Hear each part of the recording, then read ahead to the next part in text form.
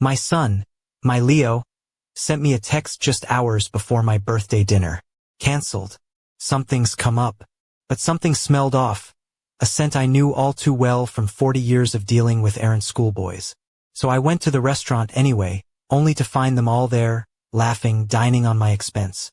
They didn't know I'd already seen the reservation confirmation, nor that the card on file was mine. I didn't make a scene. I made a call. The card was cancelled.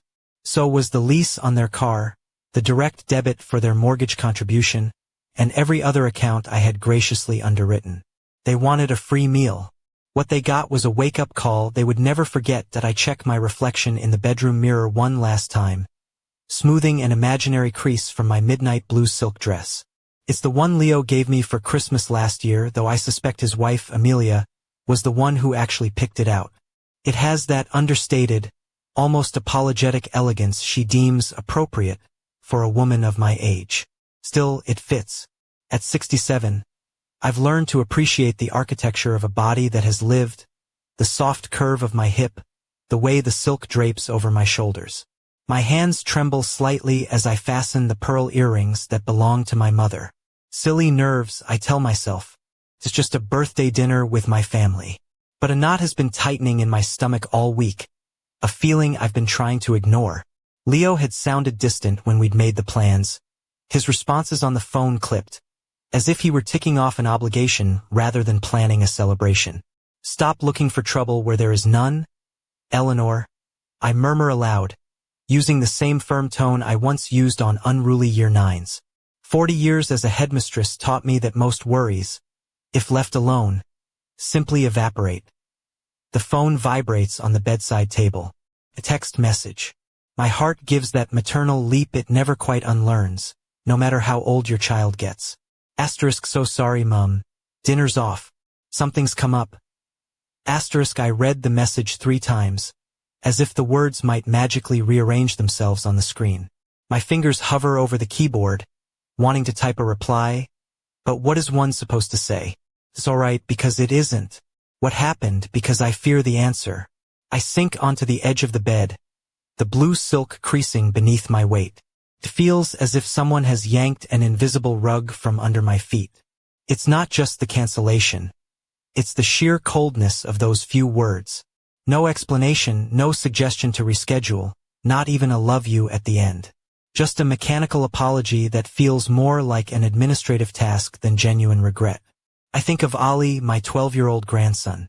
He'd been so excited about the dinner when we spoke last Sunday, telling me we had to order the sticky toffee pudding again.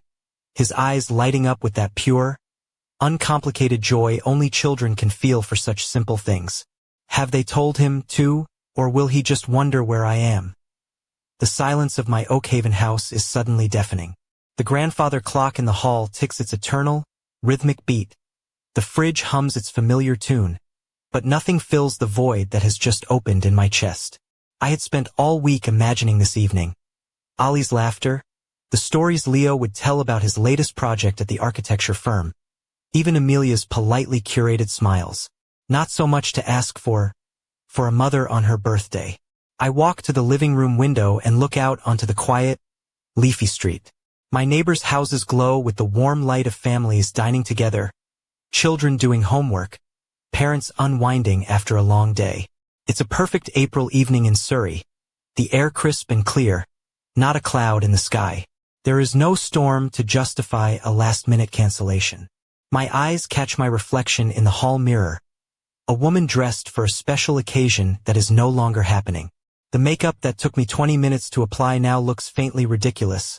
The professional blow-dry I treated myself to this morning, a small indulgence for my special day, feels like a cruel cosmic joke. But then, a flicker, a tiny spark ignites deep within me. It's not quite anger, but something older, something I recognize as the part of me that once ran a school of 800 pupils with an iron will sheathed in a velvet glove. The part of me that believes in evidence over excuses. What if I just go anyway? The idea hits me like a bolt of lightning. Leo had made the reservation at the Gilded Pear, that new, absurdly expensive place in the village that Amelia adores because it's where the right people are seen. He joked about how we were going to impress the waiter with his knowledge of the wine list. What if I just show up? Not to cause a scene. Just to understand. My car keys are in their usual spot, in the ceramic bowl Ollie made in his art class last year. It's blue with gold flecks that he said looked like stars, so I'd always remember I was the best gran in the universe. The memory gives me strength.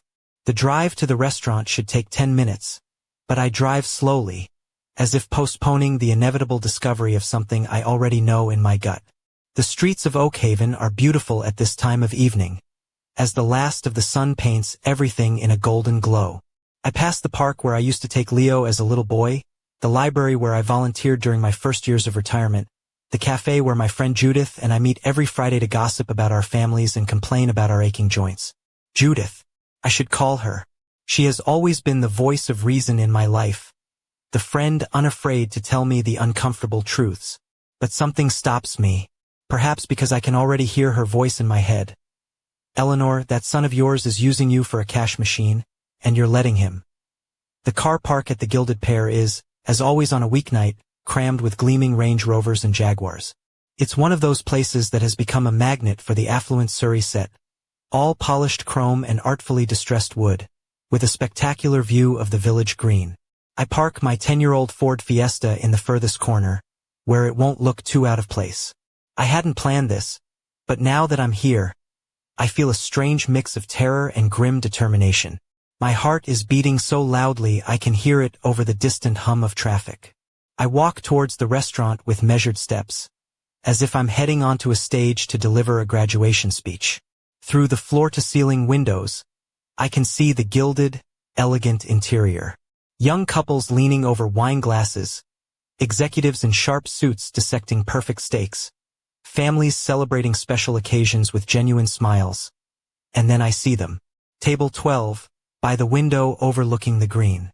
Leo has his back to me, but I'd recognize his posture anywhere, that slight forward hunch he adopts when he's trying to be charming, gesticulating with his hands in the same way he did as a boy trying to convince me he hadn't broken the vase in the hallway. Amelia is seated to his left, her perfectly coiffed blonde hair costing more than my weekly food budget. Her laugh is audible even from here, that bright, tinkling sound she uses when she wants to impress someone. But they are not alone.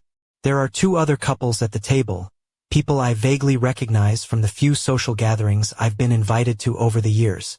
Amelia's important friends, with their jobs in finance and their sprawling houses in Wentworth. The kind of people who make Leo feel insecure about his own achievements, who push him to try and be someone he is not. Ollie is there too, wedged between his parents, fiddling with something on his phone.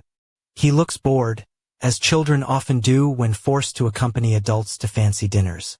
My heart splinters a little at the sight of him. I promised him we'd have our special gran and grandson time, and he's probably wondering why I'm not there. But what truly freezes the blood in my veins is what I see in the center of the table. Bottles of wine that cost more than I used to spend on a month of groceries when Leo was small. Plates I recognized from the menu because Leo had described them to me with such enthusiasm. You'll love the scallops, Mom, and they do that filet steak you like, the one marinated in herbs. And then I see it. The thing that makes my world tilt on its axis. Leo pulling a wallet from his jacket pocket. And from it, a familiar flash of gold. My credit card. The one I gave him 6 months ago for emergencies. The one he promised to use only if he truly, desperately needed to. The one he had apparently decided to use to fund a family dinner, without the family. I can't move. I'm just standing there. In the car park, dressed in my best clothes, staring through a window like a stranger spying on someone else's life. Except these are the people who are supposed to love me. The people I have sacrificed so much for so many years. The irony is not lost on me.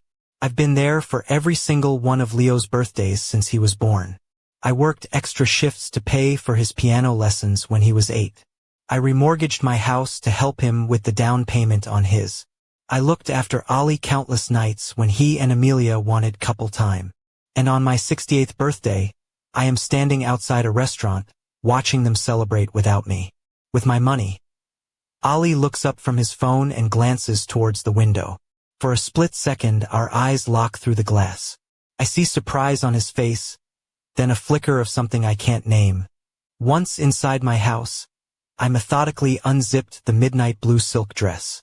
The fabric whispered against my skin as it pooled at my feet, a soft, luxurious puddle of betrayal. For a moment, I just stood there in my slip, the cool air of the hallway a stark contrast to the heated flush of humiliation. I saw the woman in the mirror, not as a victim, but as a fool. A willing fool. That, I decided, was the last time. I left the dress on the floor, a crumpled blue corpse, and walked barefoot to my bedroom. I didn't reach for my usual comfortable nightgown. Instead, I pulled on my old, worn, terrycloth dressing gown, the one with the frayed cuffs and a faint scent of garden soil and Earl Grey tea. It was my thinking gown, my armor of solitude. It wasn't soft or elegant. It was functional. It was me. I sat at the antique writing desk in my bedroom and opened my laptop. The screen flickered to life, illuminating my face in its cold, blue light. My desktop was organized, as always, a digital reflection of a lifetime spent managing timetables and budgets. A photo of Ollie, grinning on his new bicycle last Christmas, was the background. My eyes, however, went straight to a folder in the bottom right corner, a folder I had meticulously curated for years. It was labeled, simply, Continuity. Judith always joked it looked more thorough than the archives at MI5. Tonight, for the first time, I wasn't looking at these documents with the quiet satisfaction of a responsible woman who has her affairs in order. I was looking at them as a forensic accountant about to audit a crime scene. I clicked. The files unfurled before me like soldiers on parade. Bank statements, insurance policies, investment portfolios, a copy of my last will and testament, property deeds. Everything I had built over 40 years of work, meticulously organized into subfolders. I started with my main current account. The numbers on a spreadsheet have always spoken to me with a brutal clarity, a language I understand far better than the nuanced lies of people. And what they said now left me breathless. It wasn't one large, obvious theft. It was a death by 1,000 cuts. Automatic payments I couldn't recall authorizing. A monthly direct debit to a prestigious golf club I knew for a fact Leo didn't belong to, but which Amelia's father frequented. Regular transfers to Leo's account, small enough, £200 here, £300 there, to fly under the radar, but which, when added up over the last 18 months, amounted to more than my entire annual pension. And the credit card statements. Oh, the credit card. It wasn't just emergencies. It was a lifestyle. Weekly shops at Waitrose that were double my own. Charges from designer children's boutiques in Knightsbridge. Subscriptions to wine clubs and streaming services I'd never heard of. Fuel, charged 3 times a week at a petrol station near their home. When my own car hadn't left the village, I took off my glasses and rubbed the bridge of my nose. A familiar gesture from 1,000 stressful parents' evenings. Perhaps I was misreading it. Perhaps the shock of the evening was clouding my judgment. But when I put my glasses back on, the numbers were still there, stark and unforgiving. The phone on my desk vibrated. Another text from Leo. *, you okay, Mum? Didn't hear back. Worried. *, the audacity of it stole the air from my lungs. Worried. He was sitting in my bedroom, looking at digital proof of months of financial betrayal after being stood up on my own birthday. And he was worried because I hadn't replied to his 3-word cancellation. I didn't respond. Instead, I opened my contacts and found the number for Anil Sharma, my financial advisor. It was 9:30 at night, but Anil had always told me to call him if anything was ever urgent. This, I thought, qualified. His voice was laced with concern when he answered. Anil knows me well enough to know I am not a woman given to late-night dramatics. I explained, with the clipped precision of a headmistress delivering a report, that I needed to see him. First thing in the morning. I told him there were discrepancies in my accounts that I did not understand, and that I had a feeling I had been criminally negligent with my own future. There was a pause. Anil is far too professional to ask prying questions over the phone, but I could hear the cogs of curiosity turning. He simply said, of course, 9 a.m. would be fine, and asked me to bring every relevant document I could find. I assured him I would bring them all. It was a promise. After the call, I returned to my laptop. This time, I opened the file containing my will. The document I had updated only 2 years ago with such care, ensuring everything was clear, fair, and would make their lives easier when I was gone. Leo was listed as the primary beneficiary of almost everything: the house, the retirement accounts, the investments. Ali was to receive a substantial educational trust fund. Even Amelia was mentioned, a small inheritance I'd thought might finally thaw her frosty politeness towards me. How naive I had been. The irony was suffocating. I had spent years worrying about leaving them enough, working with Anil to maximize my savings, denying myself small luxuries to ensure my family would be comfortable after I was gone. And all the while, Leo had been treating my life savings as his own personal, pre-approved inheritance. Sleep was impossible. At 3 a.m. I was in the kitchen brewing chamomile tea, the same blend I used to make for Leo when he had nightmares as a child. It's funny how certain habits persist, even when the world is falling apart around you. The house was so quiet I could hear the hum of the fridge, the tick of the clock that had belonged to my mother, the distant whisper of late-night traffic on the A3. Sounds that normally soothed me now made me feel utterly, terrifyingly alone. When did this begin? When did my generous, loving son become this version of himself? A man who takes without asking, who lies by omission, who excludes me from his life while systemically draining it of its resources. Was it a slow erosion so gradual I failed to notice? Or was there a single moment, a specific decision, when he decided I was more useful as a bank account than as a mother? I thought of Ali, of the look on his face when he saw me in the car park. Confusion, yes, but something else too. Guilt? Shame? Or just the weary resignation of a child who has already learned to stay quiet when the adults are doing things he doesn't understand. The sun was just beginning to rise when I finally showered and dressed for my meeting with Anil. I didn't choose a soft dress or a comfortable twin set. I chose the suit, a charcoal gray wool crepe suit I used to wear for important meetings with the Board of Governors. The one that made me feel competent, sharp, and utterly in control. The jacket had sharp, padded shoulders and a nipped-in waist, creating a silhouette of unapologetic authority. I paired it with a crisp, white silk shirt and the low, black leather heels that made a firm, decisive click on a polished floor. Today I needed that armor. Today I wasn't a heartbroken mother. I was Eleanor Ainsworth, and I was on my way to take back control of my life. Anil Sharma's office was on the top floor of a new glass and steel building in Guildford that looked out over the rolling Surrey hills. The contrast with my warm, chintz-filled Oakhaven cottage was stark. His world was one of clean lines, minimalist furniture, and the quiet, confident hum of money being managed. It was precisely the kind of ordered, dispassionate environment I needed. As I walked across the polished concrete floor, the click of my heels was a satisfyingly sharp report, each step a declaration of intent. I wasn't a fragile old woman seeking help. I was a client, and a damn good one at that. Anil rose as I entered, his expression a carefully balanced mixture of professional concern and personal warmth. He was a handsome man in his late 40s, always impeccably dressed in a suit that looked like it had been tailored by an artist. He gestured for me to sit, not in the comfortable armchair for casual chats, but at the large mahogany conference table. He knew, without my saying a word, that this was not a social call. I placed my large leather document bag on the table with a solid thud. I told him everything. The canceled dinner, the scene at the restaurant, the late-night audit of my accounts. I spoke calmly, my voice even, laying out the facts as if presenting a case to the school governors. I did not cry. I would not give my grief the satisfaction. Anil listened without interruption, his pen making occasional, precise notes on a yellow legal pad. When I finished, a long silence filled the room, broken only by the whisper of the air conditioning. He finally looked at me, his dark eyes full of a compassion that was thankfully devoid of pity. "Eleanor," he said, his voice gentle but firm, "I want to first commend you for the courage it took to come here today. Many people in your situation would choose to ignore the warning signs." The phrase "in your situation" hung in the air. He meant elderly parents being financially exploited by their adult children. "It is," he continued, "far more common than people realize.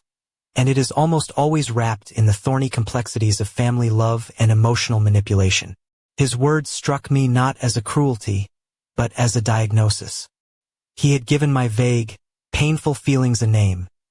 Financial abuse. That he turned to his large monitor, and we began to dig. What we uncovered was systematically worse than I had imagined. The £20,000 I had tallied was just the beginning. Anil, with his professional software and keen eye, spotted patterns I had missed. It wasn't just my credit card. Leo was an authorized user on an old department store card I'd forgotten I even had. A card he'd been using to furnish their house with items far beyond their means. Then came the true gut punch. A car.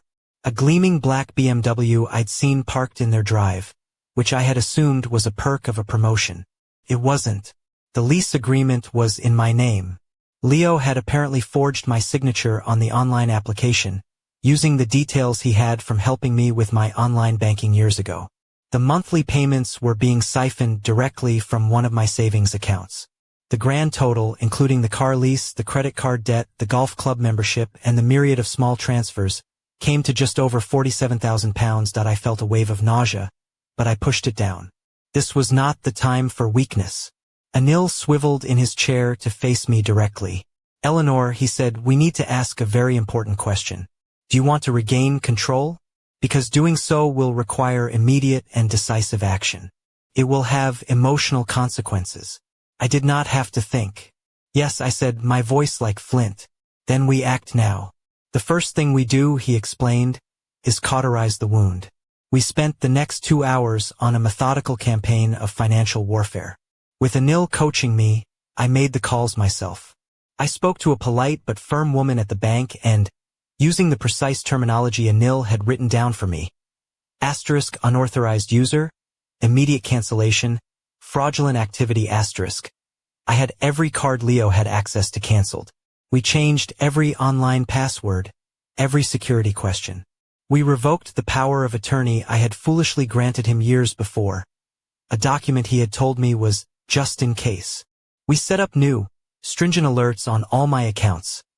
Any transaction over £100 would now send an immediate notification to my phone.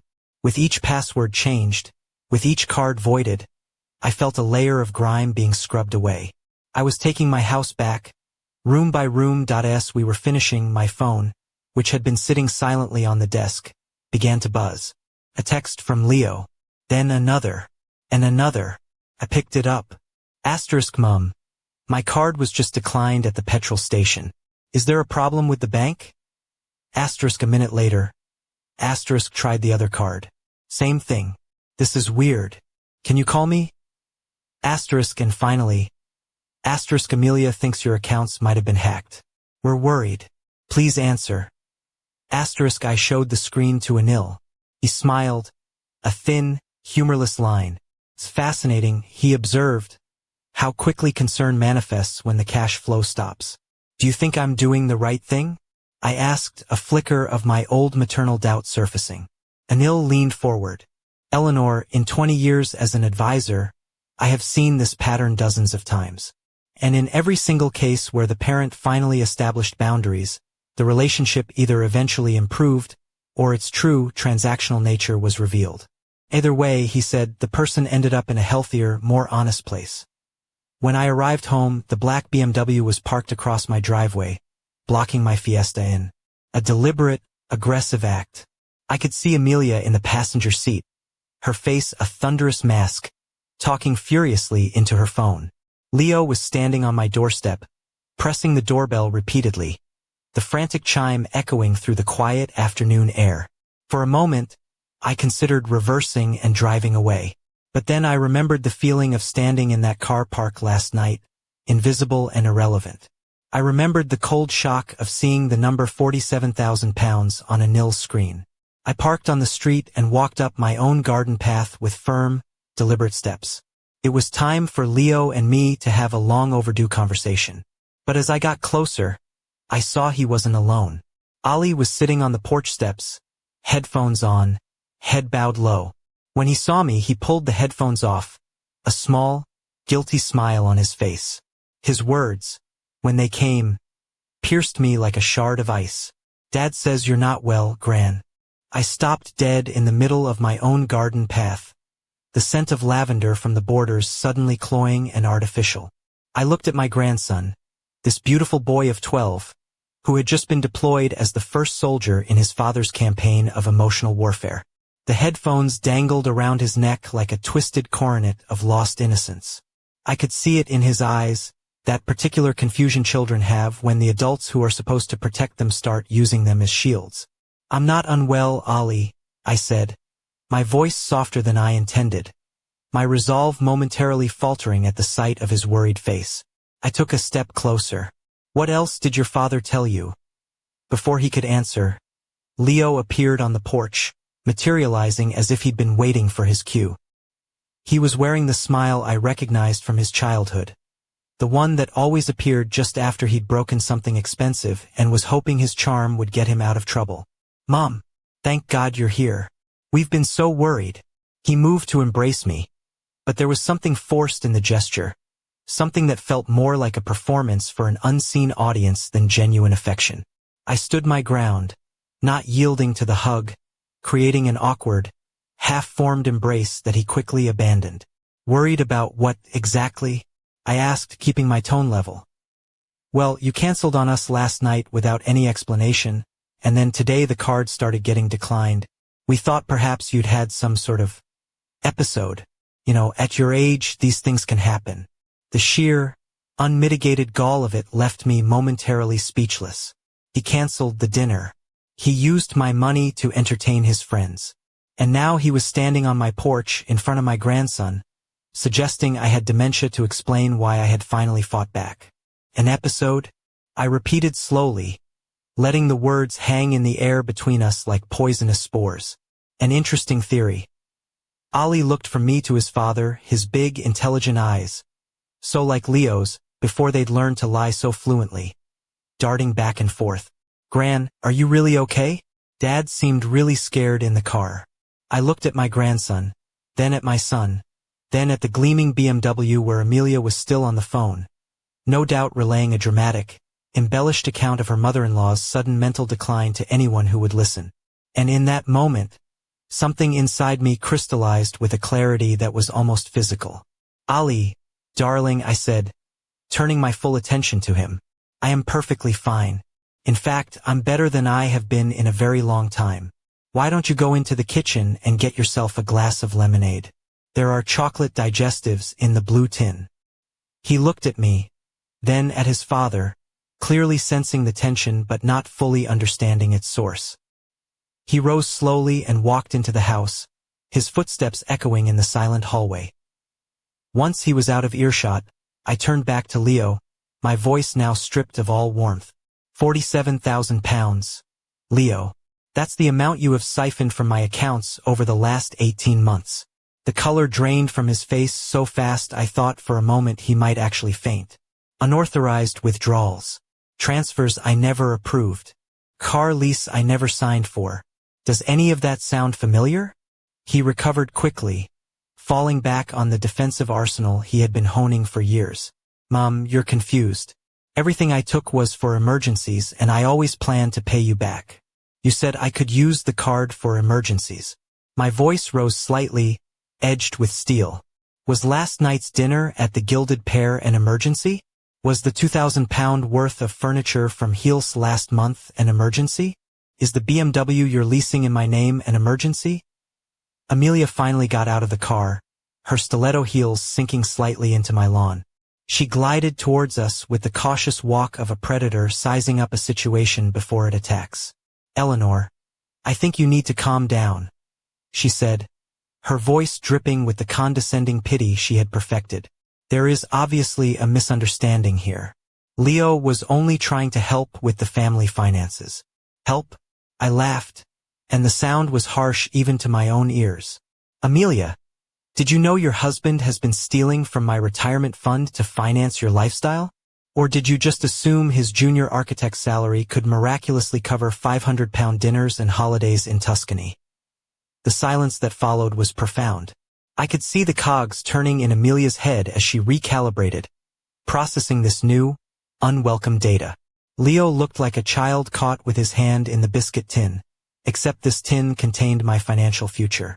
Look, Mom, he finally found his voice, the panic barely contained beneath his forced, reasonable tone.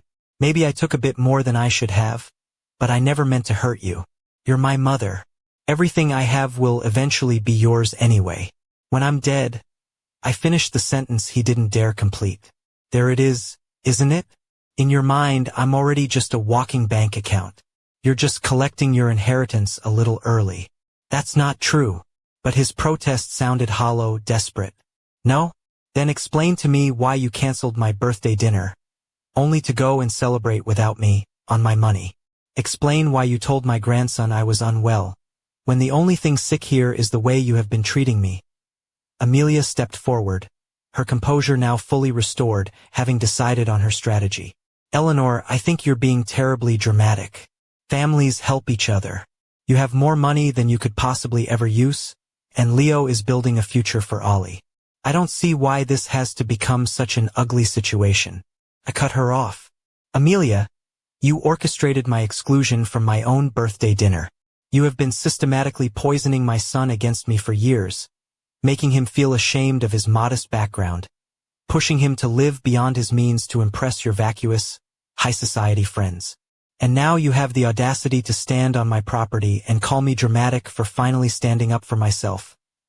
Amelia's eyes hardened. You have no idea what you're talking about. Don't I? I've watched you work, Amelia. I've seen how you twist every conversation to make Leo feel less than adequate. I've seen how you manipulate him into asking me for money when you want something new. I've seen how you convinced him it was embarrassing to invite me to his work events because my clothes weren't designer and my conversation wasn't about property prices in Chelsea. Leo looked between us, a man caught in a crossfire, and for a fleeting moment, I saw a flash of the boy I used to know, before Amelia had remodeled him in her own image. Mom, please, he said finally. Don't make this about Amelia. If I made mistakes with the money, we can sort it out. I can pay it all back. Just don't ruin our family over this. Ruin our family? The words exploded out of me with a force that surprised even myself. Leo, you ruined our family. You chose money over honesty. You chose image over integrity.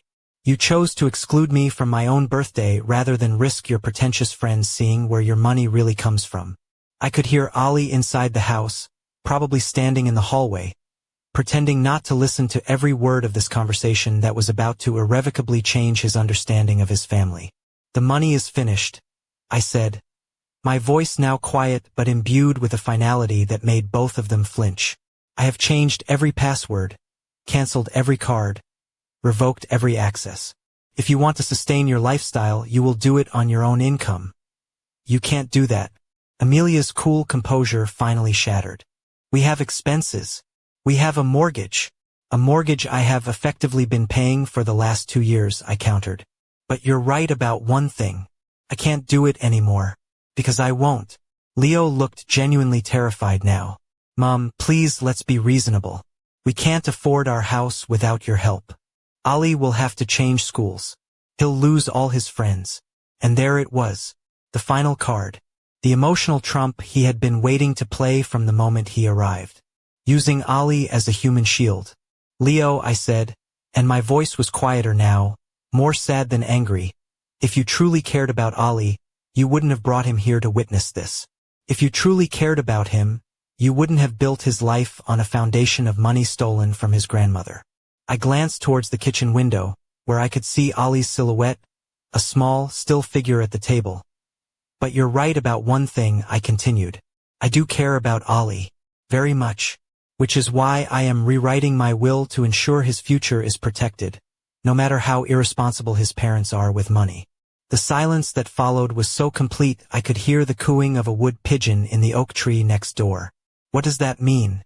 Leo's voice was a whisper. It means you are no longer my primary beneficiary, Leo. It means the bulk of my estate will go into a trust for Ollie, which you will not be able to touch until he is 25.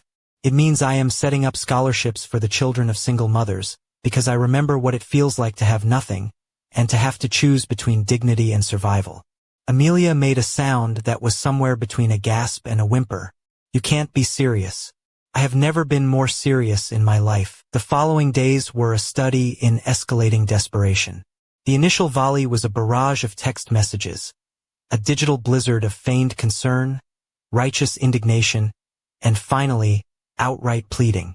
They came from Leo, from Amelia, and even from an unknown number which, after a quick search, I identified as Amelia's mother, a woman I'd met twice and who clearly felt entitled to lecture me on the sanctity of family finances.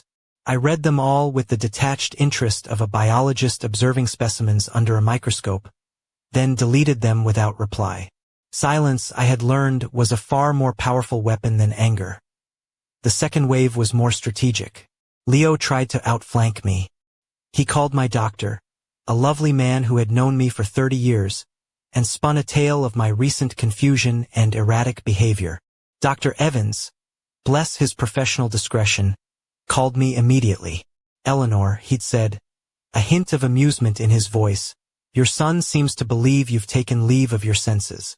I've assured him your last checkup was perfect, but I thought you should know the lengths he's going to. Next, he called Anil, attempting to portray me as a vulnerable elder being manipulated by a predatory financial advisor. Anil, who had seen this play 100 times before, politely but firmly terminated the call. The final, most audacious move was a call to the local police for a welfare check. Two young, polite, and deeply embarrassed constables appeared at my door, explaining that a concerned relative had reported I was not answering my phone and might be in distress. I invited them in for tea and biscuits, showed them the day's newspaper, and sent them on their way with a quiet apology for my son's theatrics. Each failed attempt only solidified my resolve. With every desperate action, Leo was not proving my instability, but his own. The real crack in his composure came a week later on a Friday afternoon. I was in my garden, my hands deep in the rich, dark soil, repotting the geraniums I'd bought that morning. There is a profound peace in gardening, a satisfaction in nurturing life that is honest and uncomplicated. My phone, which I'd left on the garden table, began to explode. Call after call from Leo. I ignored them, but at 5 o'clock, he appeared at the end of my drive, not in the gleaming black BMW, but on foot. He looked utterly broken. His usually immaculate hair was unkempt, his expensive suit rumpled.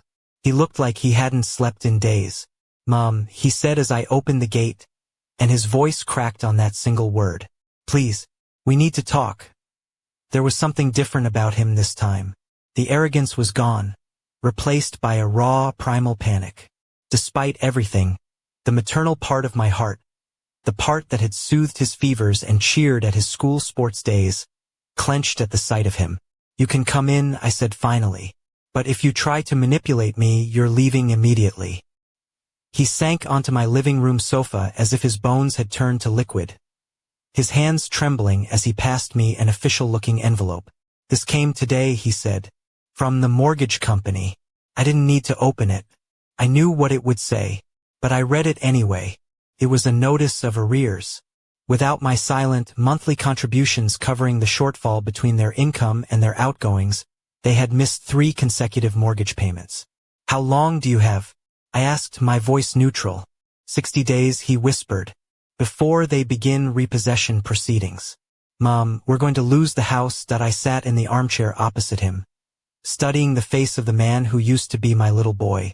I could see so much of that child still there, beneath the layers of fear and desperation. But I could also see the man who had stolen £47,000 from me and celebrated my birthday without me. Where's Amelia in all this? I asked. He let out a short, bitter laugh. Amelia packed a bag and went to her parents yesterday. She said she wasn't going to be dragged down by my financial incompetence. This surprised me. She didn't know? I told her I'd been getting huge bonuses from work. She thought I was some kind of financial prodigy. He laughed again, a softer, more self-deprecating sound this time. I suppose I was, in a way. I was just raiding the wrong woman's bank account. There was a stark honesty in his admission that caught me off guard. It was the first time in years he had admitted fault without immediately trying to justify it or blame someone else. And Ali? Ali's with me. Amelia said he could visit her on weekends, but she needed stability, which I obviously can't provide. His voice broke again. Mom, my son asks me every night why his mummy left and why we might have to move. What am I supposed to tell him? This was the conversation I had been both dreading and waiting for. Because for all of Leo's sins, Ali was an innocent casualty. And the thought of him suffering because of his parents' mistakes tore at me. What do you want me to do, Leo? He looked at me, a flicker of hope in his exhausted eyes. Help us, just until I can get back on my feet. I can get a second job. I can sell the car's already been repossessed. But I can fix this. Can you pay back the 47,000 pounds you took? The silence stretched between us. We both knew the answer. I can't undo what I did, he said finally. But I can try to make up for it. If you give me one more chance, I swear. Leo, I interrupted him gently. How many more chances do you think you deserve? He looked as though I had slapped him. I'm not asking you that to be cruel, I continued. I'm asking because you need to have an honest answer. Not for me, for you, and especially for Ali. He sat in silence for a long time, staring at his hands. Do you know what hurts the most about all this? I said. It isn't the money. The money can be replaced. It's that you stole my dignity. You made me feel invisible, as if I didn't matter except as a source of funding. And then, when I finally stood up for myself, you tried to convince everyone I was crazy, that I never wanted to make you feel invisible. But you did. And it wasn't an accident, Leo. It was a series of choices you made, one after another, for years. He looked broken, but I also saw something else in his expression. Something that might have been the beginning of real understanding. What can I do? He asked. How can I fix this? You can't fix it, I said. Not in the way you hope. I cannot go back to being the mother who bankrolls your life without question. That relationship is over. So what? Ali and I just lose everything? Ali isn't going to lose anything that truly matters. His educational trust fund is intact and protected. And if he needs a place to stay, he will always be welcome here. I looked at my son, this 38-year-old man who had somehow never really learned to stand on his own 2 feet, and I felt a complex mixture of love, pity, and firm resolution. You, I said, are going to learn what it means to be responsible for your own choices. You are going to find out who you are when you don't have your mother's money as a safety net. And maybe, if you're lucky, you're going to remember who you were before money became more important than honesty. He was silent for several minutes, processing this. Is there any way we can rebuild? Eventually. That is entirely up to you, Leo. It depends on whether you can accept that our relationship needs to be built on mutual respect, not financial dependency. It depends on whether you can be honest with me and with yourself about what you did and why. He stood up slowly, as if he were a much older man. Can I bring Ali to visit you tomorrow? Just so he can have some normality while all this is going on? Of course. But Leo, if you bring drama here, if you try to use Ali to manipulate me, that will be the last time either of you sets foot in this house. Is that understood? He nodded, and for the first time in years, I saw something in his eyes that looked like genuine respect. After he left, I sat in my living room and watched the evening light filter through the windows. In 60 days, Leo would lose his house. Amelia was gone, and Ali was caught in the middle. But for the first time in a long time, I felt I was doing the right thing. Not the easy thing, not the comfortable thing, but the right thing. My phone buzzed with a text. It was from Anil. Asterisk, the legal documents are ready for your signature. Tomorrow at 10. Asterisk, perfect, I typed back. Tomorrow I would sign my new will. And after that, I was going to call the local council and inquire about setting up a scholarship. It was time my money did some good in the world. Something that would make me feel proud instead of just used. The storm wasn't over yet, but for the first time, I felt I was sailing toward clearer waters.